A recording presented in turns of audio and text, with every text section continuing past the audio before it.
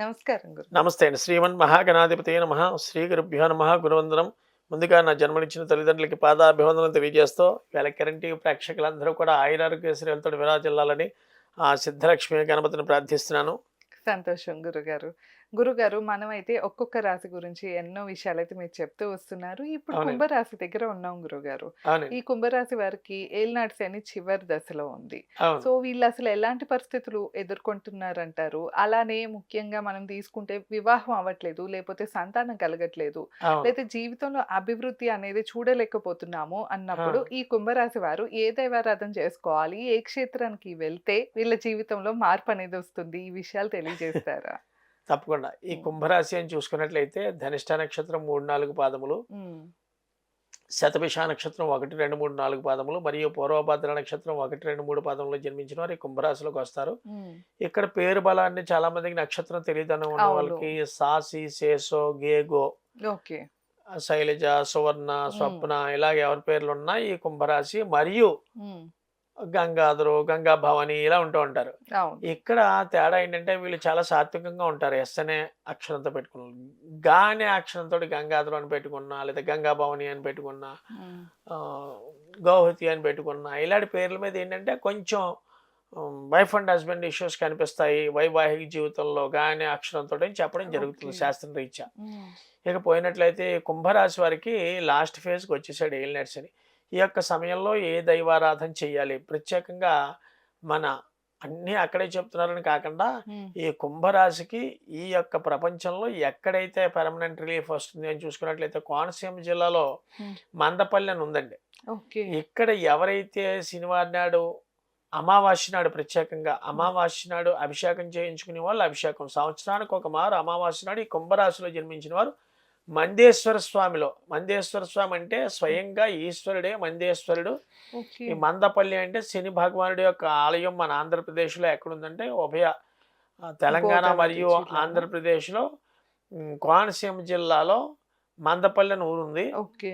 హ్మ్. రావులపాలెం పక్కనే. హ్మ్. అక్కడ ఒక అమావాస్య నాడు సంవత్సరానికి ఒక అమావాస్య నాడు ఎవరైతే కుంభరాశిలో జన్మించుంటారో వాళ్ళు హ్మ్. తైలాభిషేకం ఓకే. మందేశ్వరుడికి చేయిస్తారో, హ్మ్. ఇక్కడ శని భగవానుడు అనకూడదు. అక్కడ మందేశ్వరుడి దేవాలయం అండి. మందేశ్వరుడు అంటే మందపల్లి. ఓకే. చాలామంది మందేశ్వరు అని కూడా చాలామంది పేర్లు పెట్టుకుంటారు. శని భగవానుడి యొక్క పేర్లు.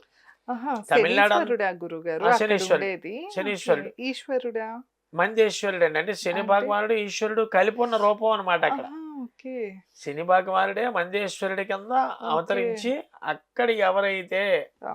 చాలామంది సెలబ్రిటీస్, సినిమా యాక్టర్లు వీళ్ళు కూడా దూరమైన అటు బాంబే వెళ్ళకుండా హ్మ్. ఇటు మన తెలుగు రాష్ట్రాల్లో రెండింటికి దగ్గరైన మన కోనసీమ జిల్లాలో మందపల్లి అని ఉంది. అక్కడ ఓకే. మందేశ్వర స్వామికి ఒక మారు చేయించిన యెడల హ్మ్.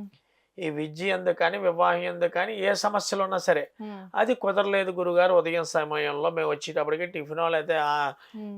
ఒక పెద్దవాళ్ళ యొక్క హెల్త్ రీత్యా చేయడం కుదరలేదనుకున్న వాళ్ళు సూర్యాస్తమయం అయ్యాక హ్మ్. అంటే 6 గంటలు దాటిన దగ్గర నుంచి హ్మ్. 7:30 సమయంలోపు ఎవరైతే హ్మ్. ఒక మోర మల్లెపూలు తీసుకెళ్ళి సాయంత్రం సమయంలో మందేశ్వరుడికి ఇస్తారో హ్మ్. మెడలో దండ వేయమని హ్మ్. అత్యద్భుతమైన రిజల్ట్ అండి. దానికి సాక్ష్యం నేనే. ఎవరో కాదు. నేను ఏదో ఒక వర్కు చాలా రోజుల నుంచి డిలే అవుతుంది. నాకు 1 ½ ఇయర్ నుంచి హ్మ్. ఒక ఫైనాన్షియల్ ఇష్యూ. ఓకే. ఒకరోజు మార్నింగ్ కుదరలేదని ఈవినింగ్ వెళ్ళి, ఈవినింగ్ దర్శనం చేసుకుంటే అక్కడున్న బ్రహ్మగారు ఏమన్నారంటే, "ఏవండీ ఈవినింగ్ అభిషేకాలు చేయబడవు కదా!" ఓకే. అంటే ఏం చేస్తే బావుంటుందని ఆయన నోటి నుంచి విన్నాను. హ్మ్. అక్కడ సాక్షాత్ నిదర్శనం అనమాటండి శనీశ్వరుడు. నేను హ్మ్. చూసాను చాలా దేవాలయాలు చూశాను కానీ, శని భగవానుడు సాక్షాత్కారం నీకెలా కనిపిస్తుందని అడగొచ్చు చాలామంది. ఇక్కడ ఒక 100, 150 కేజీలు ఒంటి మీద రుద్రాక్షలేసుకొని ఒక ఓకే. వ్యక్తి ఆ! అమావాస్యకి కూడా శనివారం గుడి చుట్టూ తిరిగేస్తూ ఉంటాడండి ఓ బ్రహ్మగారు. హ్మ్. యజ్ఞోపేతం వేసుకొని, విభూది పిండి కట్లు పెట్టుకొని తిరుగుతూ ఉంటాడు. ఆ! ఏంటా ఇతను మామూలు టైంలో ఉండడు, ఇదే టైంకి వస్తాడని నేను ఆలోచించాను. హ్మ్. చూస్తే శని భగవానుడి యొక్క ప్రత్యక్ష రూపం ఎక్కడుందయ్యా అంటే ఈ విశ్వంలో కోనసీమ జిల్లాలో ఉన్న మందపల్లిలో అండి. ఓకే. ఎవరైతే ఈ కోర్టు సమస్యలు కానీ, హ్మ్. ఆర్థిక స్థిరమైన సమస్యలు కానీ, లేదా వివాహం అవ్వట్లేదండి. ఏళ్ళనాటి శని చివరి దశలో 7.5 సంవత్సరాల దశలో ఉంది. మమ్మల్ని ఇలా పిండేస్తున్నాడు.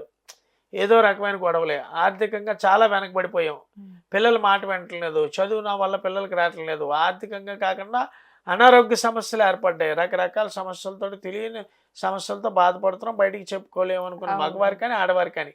ఈ మందేశ్వరుడు స్వామి గుడికెళ్ళి మందపల్లి ఒక మారు ఉదయం సమయం వెళ్ళినట్లయితే హ్మ్.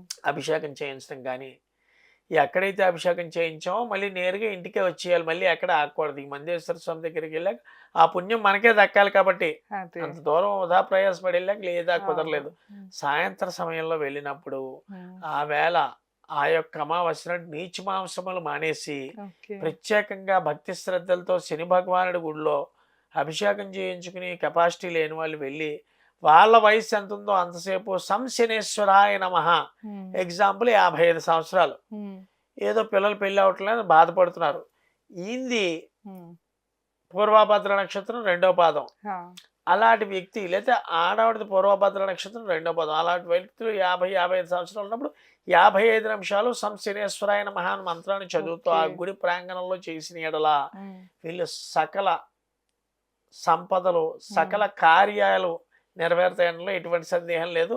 ఈ కుంభరాశికి లక్కీ నెంబర్ అని చూసుకున్నట్లయితే ఆ! ప్రత్యేకంగా వీళ్ళు 3 లక్కీ నెంబర్ వాడితే అదేంటి 3 చెప్తున్నాడేంటి 3 గురుడు నెంబర్ కదా అని న్యూమరాలజీ అందరూ అనొచ్చు. కాదండి. హ్మ్. ఇక్కడ కుంభరాశి వాళ్ళు ఎవరైతే ఉన్నారో లక్కీ నెంబర్ 3 యూజ్ చేసినట్లయితే ఓకే. అత్యద్భుతమైన ఫలితం. హ్మ్. వీళ్ళది కాకుండా కూడా రాత్రిలోపు నిద్ర పట్టకపోవడం, హ్మ్. మానసిక అశాంతిగా ఉంటూ ఉండడం ఈ కుంభరాశి వాళ్ళు ఎక్కువగా జరుగుతూ ఉంటుంది ఈ 2026 సంవత్సరంలో. హ్మ్. దీని నిమిత్తం మనం పడుకునే బెడ్‌రూమ్‌లో బ్లూ లైట్స్ యూజ్ చేయడం అనేది బెడ్ బల్బ్స్ చాలా ఇంపార్టెంట్ అయిన విషయం. ఓకే. ఎందువల్లంటే వాళ్ళకి థాట్స్ అన్నీ మారిపోతూ ఉంటాయి రకరకాలుగా. దేనివల్లంటే లాస్ట్ ఫేజ్ ఆఫ్ సాటర్న్ హ్మ్.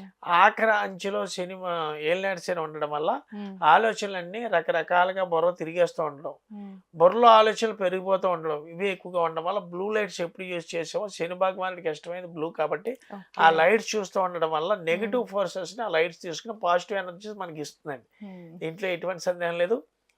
ఓహ్! తదుపరి చాలా మంది ఇతి బాధలు పడుతున్న వాళ్ళు ఎవరైనా ఉన్నట్లయితే అవును. అంటే ముఖ్యంగా గురుగారు మనం అంటే కొంతమంది కామెంట్స్ చేస్తూ ఉంటారు. మా అవును. పిల్లలు ఇక్కడ లేరు. వాళ్ళది కుంభరాశి. వాళ్ళెక్కడో విదేశాల్లో ఉన్నారు. దూరంగా ఉన్నారు. కానీ ఏందంటే వాళ్ళకి జాబ్ రావట్లేదు. లేతే వివాహం అవ్వట్లేదు అన్న కంప్లెయింట్స్ ఎక్కువ వింటూ ఉంటాం. అవునండి. అలాంటప్పుడు మేమేం చేయొచ్చు? వాళ్ళుగా వచ్చి అయితే ఈ దేవాలయాలకి వీటికి వెళ్ళలేరు కదా! ఏం చేయాలి అని అడుగుతూ ఉంటారు అవునండి. గురుగారు. అప్పుడు ఏం చేయాలంటే హ్మ్. దశమి తిథి. హ్మ్. అమావాస్యల్ని దశమి తిథి నాడు హ్మ్. మన్య సూక్త హోమం చేసుకోవడం అనేది చాలా ఇంపార్టెన్స్. ఓకే. ఇది ఎలా చేస్తాం? చాలామంది చెప్తారు సంసృష్టం ధనమభయం సమాకృతం అస్మభ్యం దత్తాం మరణస్య మన్యుః హ్మ్. భియం దదాన వృదేషు శత్రవః పరాజితోసో అపనిలయంతాం అంటే హ్మ్. హ్మ్. సంసృష్టం ధనమభయం సమాకృతం అస్మభ్యం. సంసృష్టం ధనమభయం. ధనం ఏదైతే నష్టమైందో ఆ ధనాన్ని మళ్ళీ రావడం. లేదా కీర్తి ఏమైతే పోయిందో ఈ కుంభరాశి వాళ్ళకి కీర్తి మళ్ళీ తిరిగి రావడం. హ్మ్. లేదా ఉద్యోగ ఆటంకాలు ఉన్నదో ఉద్యోగం ఏర్పరచడం. విద్యా ఆటంకాలు ఉన్నదో విద్యా ఆటంకాల నుంచి తొలగించడం. ఇది ఎవరి వల్ల అవుతుందంటే మన్య సూక్తం అంటే ఇది హ్మ్. హ్మ్. ప్రత్యేకంగా కుంభరాశి వారు ఒక మారు చేయిస్తే ఈ హోమం చాలా అత్యద్భుతమైన ఫలితాలు చూస్తారు. ఓకే. ఎప్పుడెప్పుడు చేస్తారు గురుగారు? హ్మ్. ఇది అమావాస్య వెళ్ళిన దశమి నాడు చేస్తారు. హ్మ్. దశమి ఏమిటి అంటే పూర్ణతిథి. హ్మ్. ఈ పూర్ణతిథి నాడు ఎవరైతే ఈ మన్య సూక్త హోమం చేయించుకున్నారో ఓకే. దేంతో చేస్తారండి? హ్మ్. ఇవి 1000 అప్పాలతో చేస్తామండి. ఆహా! ప్రతి అమావాస్య వెళ్ళిన దశమి నాడు మాత్రమే చేస్తాం. ఓకే. దీనికి హ్మ్. తిథి, వారం, నక్షత్రం సంబంధం లేదు. ఓన్లీ తిథే సంబంధం దశమి హ్మ్. తిథి. హ్మ్. వారం ఏ రోజు చేయించాలా? నక్షత్రం ఏ రోజు చేయించాలా? వీళ్ళకి తారాబలం నప్పాలా? చాలామంది అడుగుతారు. అవును. నాకు ఆ వేళ తారాబలం నప్పలేదు. ఆ వేళ చేయించారండి. ఇక్కడ తారాబలం కాదు. దశమి తిథి హ్మ్. వచ్చి ఎవరైతే అమావాస్యని దశమి తిథి నాడు ఈ మన్యసూక్త హోమం హోమం చేయించారో చేయించుకుంటాం. కుంభరాశి వారు ఒక హ్మ్. మారు అత్యద్భుతమైన ఫలితాలు చూస్తారు. హ్మ్. ఏమేమి ఇంగ్రీడియంట్స్ తోటి చేస్తాం? హ్మ్. ప్రత్యేకంగా నేతి అప్పాలతో మాత్రమే చేస్తాం. ఓకే. హ్మ్. ఇది ఎటువంటి ఇతి బాధలనైనా ప్రాణద్రోలి ఆయురారోగ్యశ్వర్యాలను ఇవ్వడమే కాకుండా హ్మ్. అనుకున్న ప్రతి పనిలో దిగ్విజయంగా ముందుకు కొనసాగిస్తుంది. తప్పకుండా గురుగారు. సో, విన్నారు కదా! కుంభరాశికి సంబంధించిన క్షేత్రం గురించి, అలాగే వీళ్ళ టైం బాలేదు అన్నప్పుడు ఏ హోమం చేయించుకోవాలి, అలానే ఒకసారి మీ పర్సనల్ చార్ట్ చూపించుకోవాలి. మీరు ఎలాంటి సమస్యతో అయినా ఇబ్బంది పడుతున్నారు అంటే, స్క్రీన్ పైన స్క్రోల్ అయ్యే నంబర్‌కి తప్పకుండా కాంటాక్ట్ అవ్వచ్చు. ధన్యవాదాలు. నమస్కారం నమస్తే. గురుగారు.